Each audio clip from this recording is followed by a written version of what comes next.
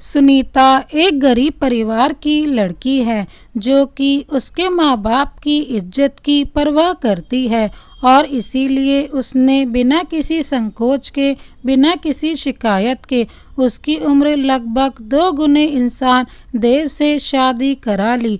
चाहे देव उसके हर कार्य को पूरा करने का भरसक प्रयत्न करता, किंतु फिर भी एक नवयौवना को उसके मन मुताबिक प्यार देना उसके बस की बात नहीं थी। बात सिर्फ शारीरिक सुख की नहीं, बात ये भी थी सुनीता को देव एक ऐसा व्यक्ति लगता जो सिर्फ उसे एक वस्तु मात्र समझता है और उसका ये यौवन, ये खूबसूरती उसके लिए कोई मायने नहीं रखती। वो इन सब चीज़ों से उब चुका सा लगता है। धीरे धीरे वो खुद को उस माहौल के मुताबिक ढाल लेती है, किंतु मन की कोमल अवस्था उसे भीतर ही भीतर काफ़ी परेशान करती रहती है। इन्हीं सभी हालातों के बीच एक दिन उसकी मुलाकात रमेश से होती है, जो कि उसके घर को रंगने के काम से आता है और उसके मन को रंग देता है। सुनीता के बेरंग जीवन में जैसे नए रंग भर जाते हैं, उसकी जिंदगी के सोए अरमान जग जाते हैं। उसे अब जीवन की बहार खूबसूरत लगने लगती है। वो मन ही मन में सोचती है कि शायद उसकी बन सकूं। उसकी मधुर संगीत एक और आकर ख़त्म हो जाती है। प्रेम भरी नज़र की तलाश शायद रमेश पर, किंतु ये नयापन उसकी ज़िंदगी का खुद उसे ही नामंजूर नहीं होता। ये नयापन उसके अंदर ही अंदर उसको 2 भागों में बांट देता है, जिसमें एक भाग उसे समाज के ताने बाने के मुताबिक ही चलने के लिए मजबूर करता है और दूसरा उस ताने बाने को तोड़कर आज़ाद होने के लिए कहता है। एक उसे उसके परिवार की इज्जत का वास्ता देता है, दूसरा उसे उसके जीवन, उसकी खुशियों का वास्ता देता है। एक द्वंद्व युद्ध वो अपने भीतर ही महसूस करती है, जिसमें आकर कुछ भी हारता है तो सुनीता हारती है और कोई हिस्सा भी जीतता है तो सुनीता जीतती है। मगर ये कैसी हार और कैसी जीत है जिसमें ना तो वो हार का शोक मना पाए और ना वो अपनी जीत की खुशी। मगर सुनीता दोनों से अलग एक नया फैसला लेने का संकल्प लेती है। वो क्या है, वो आने वाला वक्त ही बताएगा। इसी बीच सुनीता को देव करीब आते हैं और ये करीबी एक अलग तरह की करीबी है, जिसमें देव को अपनी गलती का एहसास होता है और सुनीता को उस पर तरस है। सुनीता के लिए ये सवेरा रोज की तरह ही था, मगर उस रोज की सुबह थोड़ी अलग सी थी। खुद के लिए, खुद की खुशी को वो मुस्कुरा रही थी, हंस रही थी और तैयार हो रही थी। अजी सुनते हो, उसने देव को आवाज़ दी। हाँ बोलो, क्या चाहिए? देव ने अपनी शर्ट के बटन बंद करते हुए कहा। आज वो पेंट वाले आएंगे या नहीं? सुनीता ने बेतकल्लुफ़ी से बर्तन इकट्ठा करते हुए पूछा। पेंट वालों का सुनकर देव के अंदर आग सुलग उठी, मगर वो उस आग को अंदर ही अंदर दबाते हुए बोला, अभी काम कहाँ ख़त्म हुआ है, आएंगे ही। मगर तुम क्यों पूछ रही हो? देव उसके पास आकर बोला, मैंने पेंट का रंग बदलवाना है, अपनी मर्जी का करवाऊंगी। सुनीता ने बेधड़क होते हुए सहज भाव से कहा, और ये किसकी मर्जी के हैं? आधा घर पेंट हो गया और अब तुम रंग बदलने की सोच रही हो, ठीक हो? देव ने हैरान होते हुए बोला। देखो देव, मेरी बात सुनो, वो रंग मुझे ना तब पसंद थे, ना मैंने कोई रंग सुझाया था, लेकिन अब मैं रंग बदलवाऊंगी, चाहे तुम्हें अच्छा लगे या नहीं। सुनीता ने देव को आराम से समझाया। देव हैरान था इस वाली सुनीता से। उसे हो क्या गया है? चुपचाप रहने वाली आज कैसे मेरी आंख में आंख मिलाकर मुझे समझा गई? क्या मेरी पकड़ कमजोर हो रही है इस पर। लोग क्या कहेंगे? देव की बीवी उसके कहने में नहीं है। आज मेरे काम को दोबारा से करवा रही है, कल मेरी जिंदगी को बदलने की कोशिश करेगी। नहीं नहीं, ऐसा नहीं हो सकता, ना मैं ऐसा होने दूंगा। रंग रंग नहीं बदला जा सकता।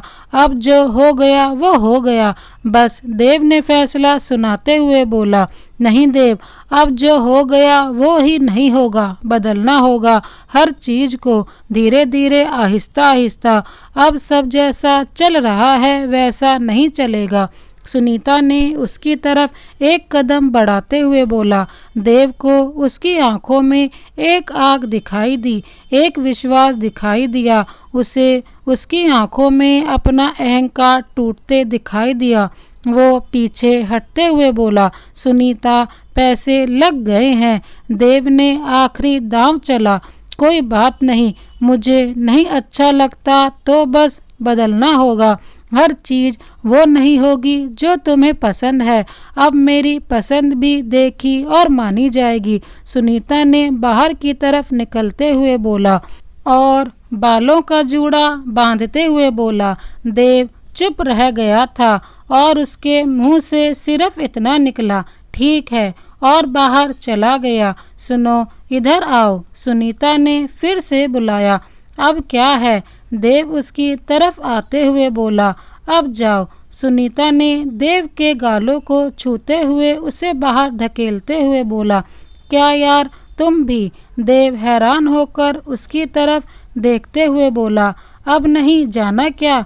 सुनीता ने तीखी नज़रों से देखा और देव बाहर निकल गया। सुनीता के मुंह से एकदम चीख निकली। उसका हाथ जल गया था गैस पर रोटी बनाते हुए और वो सपने से निकलकर बाहर आई जो वो खाना बनाते बनाते देखने लगी थी।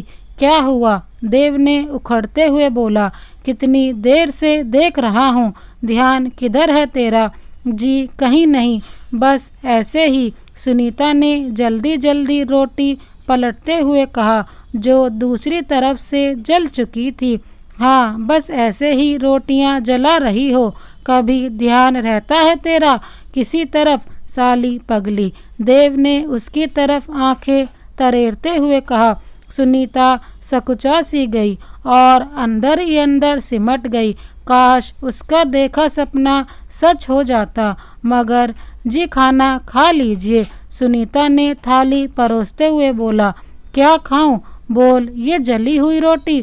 और उसने थाली खींच बाहर आंगन में फेंक दी और उठकर बाहर चला गया। सुनीता अपना सर अपने घुटनों में देकर सुबकने लगी। तभी उसकी बेटी आई और उसकी गोद में आकर बैठ गई, जिसे देखकर सुनीता ने ऊपर मुंह उठाया। उसकी बेटी ने उसके आंसू पोंछे और उसे उठाकर उसको गले लगा लिया। माँ, मैं शादी नहीं करूँगी, बहुत बुरी चीज़ है, उसकी बेटी ने उसको गले से लगाते हुए बोला। सुनीता के मुंह से कुछ नहीं निकला, पर आंखें कहाँ चुप रहती, वो बह निकली। और एक औरत की आंखें करती भी क्या हैं, सिर्फ बहने के अलावा। किसी ने कहा है, बहुत खूबसूरत हैं आंखें तुम्हारी, लगता बहुत बरसी हैं ये कभी किसी के लिए। अभी तक इस कहानी में जो दिखाया है, सुनीता ने नए जीवन का फैसला तो कर लिया था, किंतु जो समाज की बेड़ियां हमने औरतों के पैरों में डाल दी है, वो उसे कभी भी आगे बढ़ने ही नहीं देती। और इस कारण उसके बच्चे तक इन बेड़ियों की भयावहता देखकर खुद को उन रिश्तों में जोड़ने से भी कतराने लगे हैं। खुशियाँ बहुत कम हैं तो कम मुस्कुराने लगे हैं। आंसू हैं तमाम पास हमारे, बस उन्हें ही बहाने लगे हैं। सुनीता अपनी बेटी को गले लगाकर, बेटी तू पढ़ना, खूब पढ़ना, और पढ़ लिख कर जब तू बड़ी अफसर बन जाएगी तो तू सरकार से बोलना कि औरतों को कम से कम इंसान का दर्जा तो मिले। हम बच्चे पैदा करने वाली मशीन नहीं और ना ही घर का काम करने के लिए पैदा हुई हैं। हम जीना चाहते हैं, सिर्फ जिम्मेवारी निभाना हमारे हिस्से नहीं आना चाहिए। और फूट फूट कर रो पड़ी। माँ तुम रो मत, मैं तुम्हें जीने का हक जरूर दिलाऊंगी। और उसके गले से लिपट गई। सुनीता देखकर हैरान थी। एक छोटी बच्ची को भी पता है कि जीने का हक चाहिए होता है, मगर मर्द क्यों नहीं समझते, समाज क्यों नहीं समझता। तभी बाहर आहट हुई। शायद रमेश और दयालु आ गए थे। आज 3 दिन बाद आए थे। सुनीता ने तुरंत अपने आंसू पोंछे और अपनी बच्ची को खड़ा कर खुद को संभालने लगी। नमस्ते भाभी जी। अरे बेटा, आज स्कूल नहीं गई? दयालु ने आज पहली बार सुनीता को बुलाया था। सुनीता जी नमस्ते बोलकर अंदर चली गई। अबे ओए उल्लू प्रसाद, आज इतवार है और इतवार को स्कूल की छुट्टी होती है, मगर तुझे क्या पता कभी स्कूल के पीछे से भी नहीं गुजरा। घोंगा बसंत और कह कहा मार करके हंस दिया। रमेश साथ में बच्ची भी मुस्कुरा उठी। दयालु चिढ़ तो गया मगर चुप कर गया और बत्ती सी निकाल दी। अच्छा बेटा, माँ से बोल दो कि आज चाय नहीं पिलाएंगी, रमेश ने जरा जोर से बोला ताकि अंदर गई सुनीता को भी सब सुन जाए। आज चाय नहीं मिलेगी, माँ रो रही है। पापा ने मुन्नी इधर आ जल्दी, मैं अभी चाय बनाती हूँ, आप काम शुरू करिए। सुनीता एकदम बाहर आकर बोली और बच्ची को खींचकर अंदर ले गई। बेटा, घर की बात किसी को नहीं बताते, ये अच्छी बात नहीं होती, सुनीता ने मुन्नी को समझाते हुए कहा और एक तरफ चाय भी चढ़ा दी। पर मम्मी वो अंकल तो अच्छे हैं, हर रोज हमारे घर आते हैं और हमारे घर को कितना क्यूट सा कलर किया है, मुन्नी ने नादानी से कहा। बेटा, क्यूट कलर ही जिंदगी को बेरंग कर जाता है। और संभलते हुए कहा, बस मैंने बोल दिया ना, नहीं बताते, अब ज़्यादा बातें मत बनाओ। यार कितना बेगैरत आदमी है, इतनी प्यारी पत्नी को तंग करता है। साला आदमी है कि घन चक्कर, उसकी शक्ल देखी है जैसे सड़ा हुआ बैंगन, और ये देख जैसे ओस में भीगा हुआ गुलाब। कैसे कोई इतनी प्यारी बीवी को परेशान कर सकता है। रमेश ने दयालु से बात करते हुए पूछा, अबे ये हुसन किसी का सगा नहीं होता, बंद घर में कौन आता है कौन जाता है, बेचारा आदमी बाहर बैठा क्या जाने। और देख कितना बन संवर के रहती है, जरूर कोई आशिक होगा इसका, तभी तो मर्द शक करता होगा। दयालु ने अपना ज्ञान झाड़ा। नहीं यार, मैं नहीं मान सकता, इसका कोई चक्कर होगा, आज तक हमने तो कुछ उल्टा सीधा नहीं देखा, ऐसे कैसे किसी पर इल्जाम लगा दे। रमेश ने इनकारी में बात कही। अरे चाय ले जाइए। अंदर से सुनीता की आवाज़ आई और दयालु चुप कर गया। रमेश चाय लेने अंदर गया तो देखा सुनीता वहाँ नहीं थी, मगर उसकी खुशबू में नमक की महक सी भी थी। खुशबू आंसुओं से भीगी हुई थी ना, इसलिए। न यार, मेरा दिल नहीं मानता, कोई और बात होगी। रमेश ने दयालु को चाय का कप पकड़ाते हुए बोला, तेरे मानने ना मानने से क्या होता है, उसका पति तो मानता है ना, तभी मारता है उसे।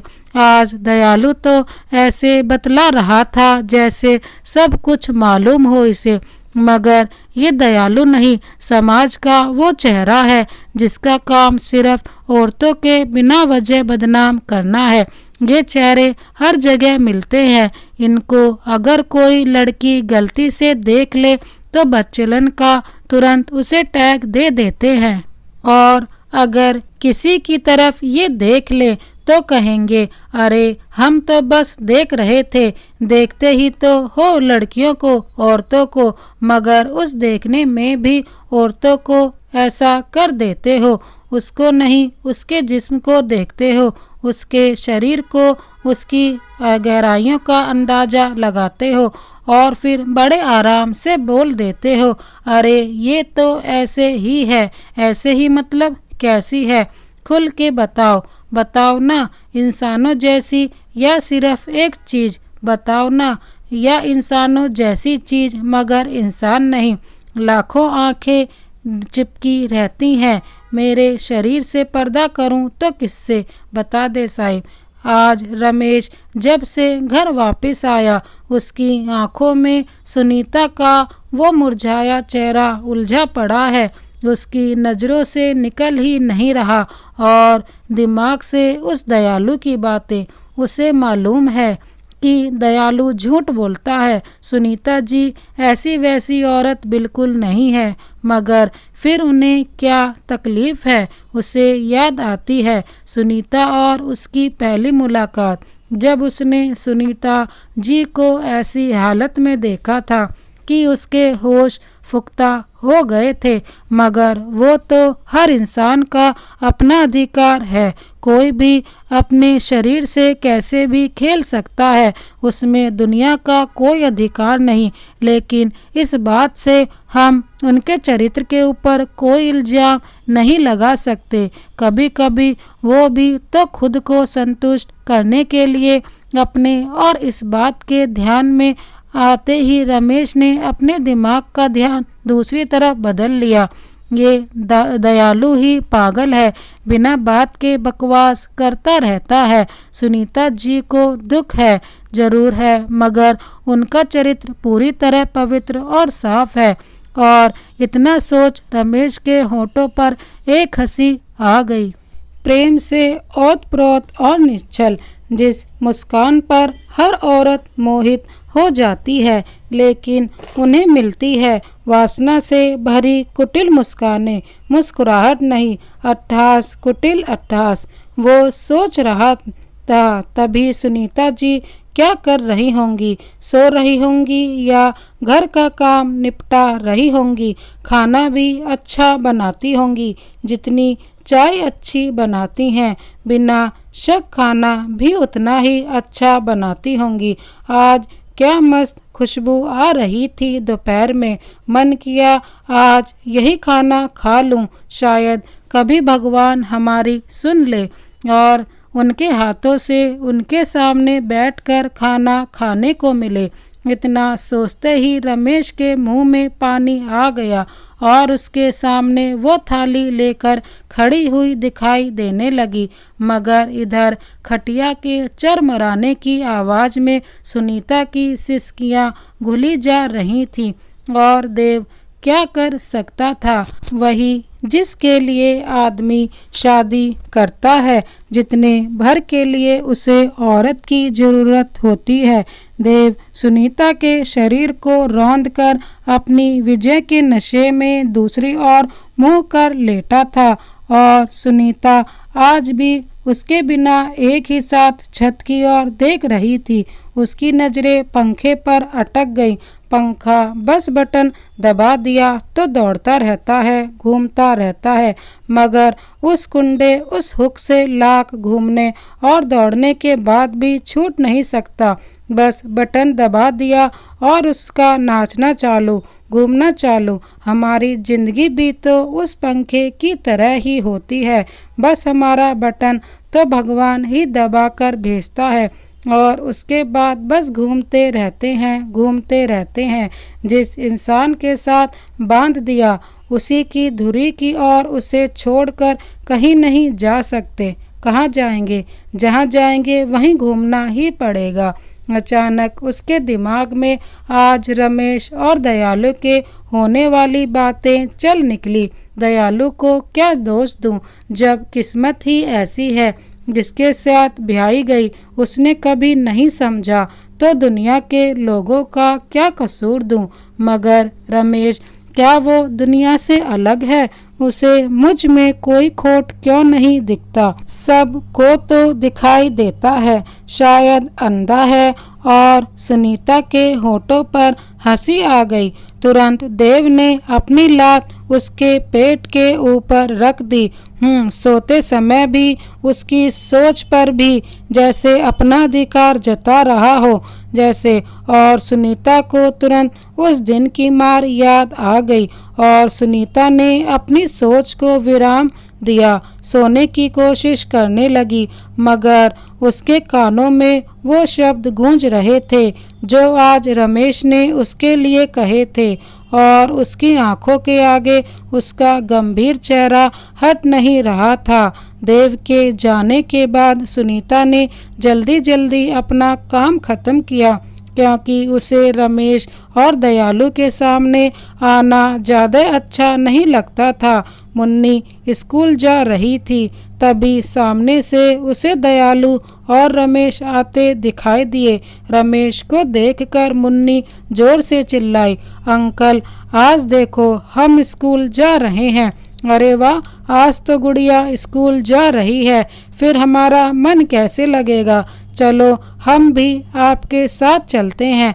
रमेश ने उसके गालों को खींचते हुए बोला, हाँ आप कैसे जाएंगे? आप तो बड़े हो गए हो और आपके पास बैग भी नहीं है, ड्रेस भी नहीं, और आप तो पढ़ते भी नहीं। मुन्नी ने इटलाते हुए कहा, अच्छा अब बातें कम करो और जल्दी जाओ, लेट हो रही हो। दरवाजे से सुनीता ने डांटते हुए बोला और रमेश ने उसे बाय किया। सुनीता अंदर चली गई और रमेश और दयालु अंदर आ गए। उनके अंदर आते ही सुनीता ने कहा, आपकी चाय बना दी है, जल्दी पीकर काम शुरू कर लीजिए। बहुत दिन हो गए, जल्दी काम खत्म कीजिए। जी जल्दी कर देंगे, बस 3 दिन का और काम है, बाकी अगर आप जितना कहेंगे उतना ही काम करेंगे। दयालु बोला, ठीक है जल्दी खत्म कीजिए। सुनीता इतना बोलकर अंदर चली गई। यार से नहीं मिल पा रही, तभी तड़प रही है। दयालु ने भद्दे से इशारे से रमेश को कहा, नहीं यार ऐसा नहीं है, तू बहुत बकवास करता है। रमेश ने उसे आंखें दिखाते हुए बोला, सब जानता हूँ, बाबू ने कभी नहीं कहा काम जल्दी खत्म करने के लिए, इसे इतनी जल्दी क्यों है? दयालु ने मुंह बिचकाते हुए कहा, अरे यार तो वो कह कर गया होगा कि बोल देना, बिना बात के बोलता रहता है। रमेश ने कहा, उसने नहीं बेटा, उसने कहा होगा कि भगाओ इन्हें, फिर मिलकर ऐश करेंगे। साला तड़प रहा होगा इस औरत के मिलने के लिए। दयालु ने दांत पीसते हुए और हाथ को अपने शरीर पर मसलते हुए कहा। रमेश कुछ नहीं बोला और चुपचाप चाय पीकर काम में लग गया। दयालु को जब अपनी बात का उत्तर नहीं मिला तो बोला, उल्लू साला, दुनियादारी समझता ही नहीं। मगर रमेश ने कोई जवाब ना दिया और अपना काम खत्म करता रहा। दोपहर को देव आया और रमेश और दयालु के कमरे में आकर बोला, अरे भाई कब तक खत्म होगा ये काम? तुम तो जैसे निकलने का नाम ही नहीं ले रहे, जल्दी निपटाओ यार। जी बस 2-3 दिन और लगेंगे। दयालु ने शक पकाते हुए कहा, जल्दी करो यार। देव इतना कह बाहर चला गया। रमेश ने दयालु की तरफ देखा और हंस दिया। बीवी के बस में है, दयालु बोला और खिसिया कर दूसरी तरफ मुंह कर लिया। कब तलक बताओगे तुम मुझे झूठा? ये दुनिया वालों, मेरी सच्चाई खुद ब खुद निकलेगी। हजारों दरवाजे तोड़ के रमेश भी ठट्टा लगाकर हंस दिया। आंख उठी और उठकर झुक गई, समझ ना पाए इजहार हुए या इनकार। देव के जाते हैं और रमेश खूब जोर से हंसा। साले की देख कैसे अकल ठिकाने लग गई, देख कैसे 1 मिनट में बोला, जी बाबूजी बस 2-1 दिन का काम रह गया।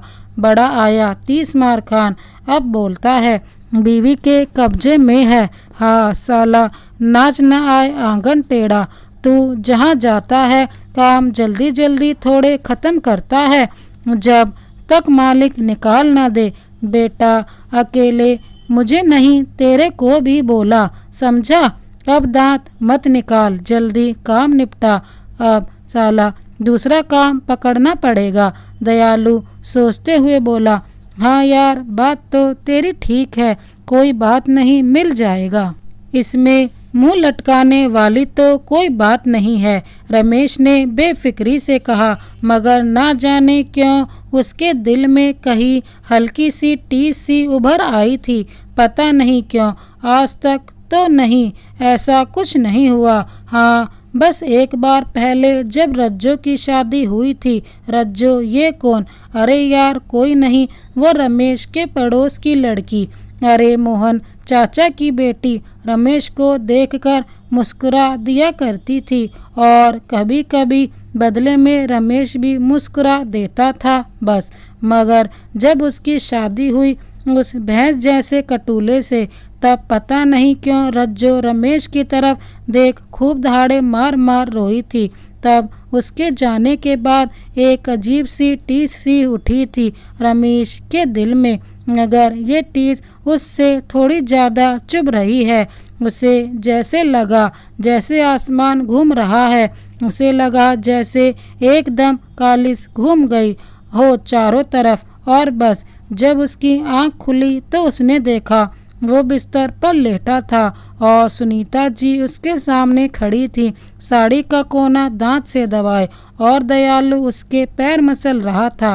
क्या हो गया था मुझे? मैं इधर कैसे आ गया? रमेश ने हैरान होकर कहा। आपको शायद चक्कर आ गया था, ये लीजिए नींबू पानी पी लीजिए, सुनीता ने उसके पैरों की तरफ बैठते हुए कहा और उसे गिलास थमाते हुए कहा। गिलास पकड़ रमेश उठ बैठने की कोशिश करने लगा, तभी एक चीख निकल गई उसकी। उसके पैर नहीं हिल पा रहा था। उसने अपना पाजामा ऊपर कर देखा तो उसके पैरों पर सूजन आ गई थी। ले भाई तू तो गया, लगता है तेरा तो पैर टूट गया, दयालु ने एक टूक कहा। अरे नहीं ऐसा मत बोलिए, बस गिरने के कारण थोड़ी सूजन आ गई है, ऐसा कुछ नहीं है।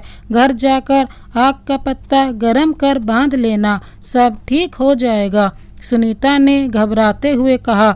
उसे ये अगर रमेश का पैर टूट गया तो उन्हें उसका इलाज करवाना पड़ेगा। आखिर वो एक भारत की गृहिणी है, अपने घर के पैसे कैसे खर्च कर सकती थी? रमेश उसका इशारा समझ गया था, उसे पता था दयालु चुप न रहेगा, तो उसने पहले ही बोल दिया। अरे कुछ नहीं हुआ, गिरने के कारण थोड़ा सूज गया है, घबराने की कोई ज़रूरत नहीं है। और वो उठने का प्रयास करने लगा कि तभी फिर लड़खड़ा गया। तभी सुनीता ने आगे बढ़ उसे थामने की कोशिश की और वो भी उसके साथ लड़खड़ा गई। रमेश के सीने से उठती मेहनत के पसीने की गंध, उसके मजबूत हाथ, चौड़ा सीना और उसमें से आती एक भरपूर आदमी की खुशबू सुनीता के नथुनों में घुस गई। उसे लगा जैसे किसी ने उसे मदहोशी की दवा सूंघा दी हो। रमेश भी उसके मुदाज नरम जिस्म को महसूस कर रहा था, जैसे रुई का ढेर उसके ऊपर गिर गया हो। उसके अंदर से आती एक औरत की मदहोश करने वाली खुशबू। रमेश तो जैसे पागल सा होने लगा, उसे दर्द का एहसास नहीं हो रहा था। वो दोनों ये भूल रहे थे कि कमरे में कोई और भी खड़ा है। हाँ, दयालु ने खकारा तो सुनीता एकदम से उससे अलग हुई और बाहर की तरफ भाग गई और रमेश भी सकपका सा गया। चल भाई, तुझे डॉक्टर के पास ले चलूं, दयालु ने उसे संभालते हुए कहा। रमेश भी एक बुत की तरह चल दिया। सुनीता मारे शर्म के बाहर भी नहीं आई। रूह तेरी और जिस्म लोगों का, मैं तो आधी आधी बट गई। इश्क एक बार नहीं होता मगर होता है एक से ही है, और जब तक हमें इश्क नहीं मिलता दिल उसे ढूंढता रहता है, और ये कब हो जाए कोई नहीं जानता। ये उम्र रिश्ता और आपकी स्थिति नहीं देखता, बस हो जाता है। सुनीता को शायद ये अब हुआ था और इसके बारे में शायद अभी उसे एहसास नहीं था, मगर एक उलझन सी जरूर उसके मन में होने लगी थी। बेचारे के चोट लग गई, मुझे जाना चाहिए था उसके साथ, आखिर मेरे घर में काम करते लगी है। चोट उसके, पता नहीं डॉक्टर ने क्या कहा होगा, पता नहीं कहीं ज़्यादा चोट ना आ गई हो। क्या सुनीता रमेश को अपना पाएगी या फिर अपने पति के ही साथ अपनी ज़िंदगी बिताएगी, ये चीज़ आगे के पार्ट में देखिए। Thank you.